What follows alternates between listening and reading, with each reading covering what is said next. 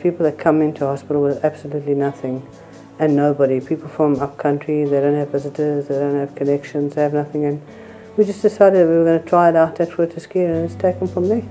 And it's incredible how much impact you can actually have in that 2 minutes. Yes, yeah. You can't actually imagine engaging with somebody, praying for them, having that much of an impact.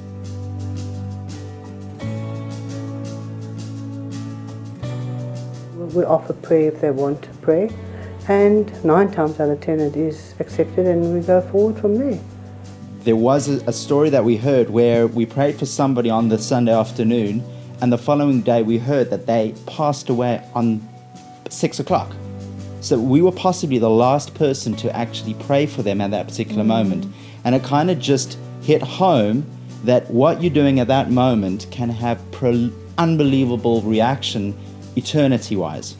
Okay, I'd really encourage anyone that would like to come and visit with us at the hospital to at least try it once. It's really a life-changing experience, and you're making such a difference to people's lives in such a short period of time.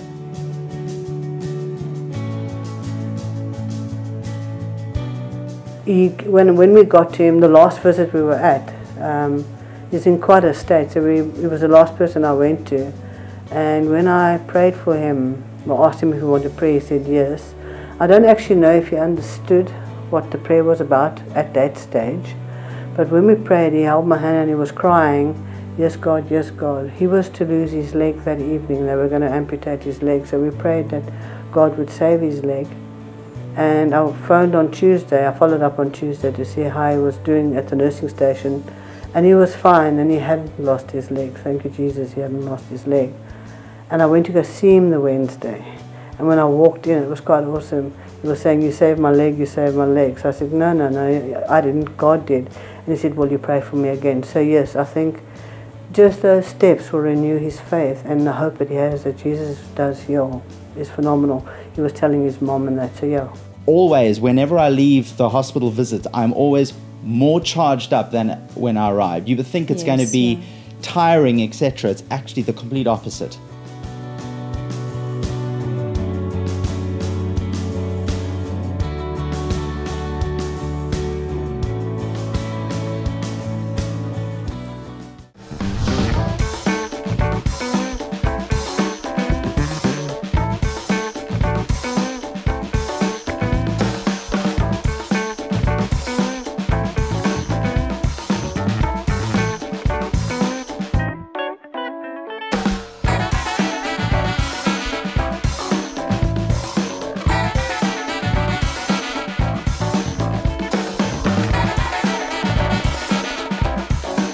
You guys think, well, I got needs. Okay, guys, heads up. We're going to talk about this in detail later, okay? Sex is not a need. Water, you need water. Food, you need food. In certain climates, you need shelter. A man, don't take my word for it, can go his entire life and never have sex and not die or even get sick. I know, you just check it out for yourself, okay?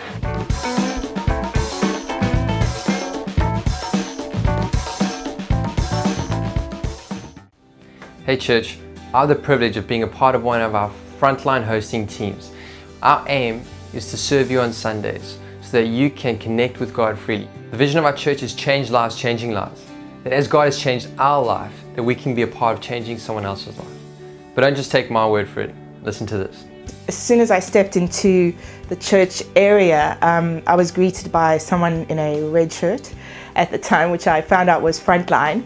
I think it was divine intervention, if I could say. I joined the Frontline team. I remember going to Dion's life group, and we were 2 weeks into the life group, and his team had to serve on Frontline. And I thought, okay, I can do this. I can go and stand there and I can smile and wave, you know, and not necessarily, but I can do it. I can stand and smile. And I remember standing there, and the more people came in and the more I greeted them and the more I smiled, I realized that I had the ability to change lives in the same way that my life had changed when I saw these people. The more I've done it, the more I've realized how it's not only impacted others around me, but it's impacted my life. So if you aren't serving in any area of church life and you want to get involved, if you're friendly and you like other people and want to be a part of changing someone else's life, then why don't you sign up? You can get hold of us on the website, over Facebook and Twitter, or why not do it the good old-fashioned way and go sign up at the information table after the service.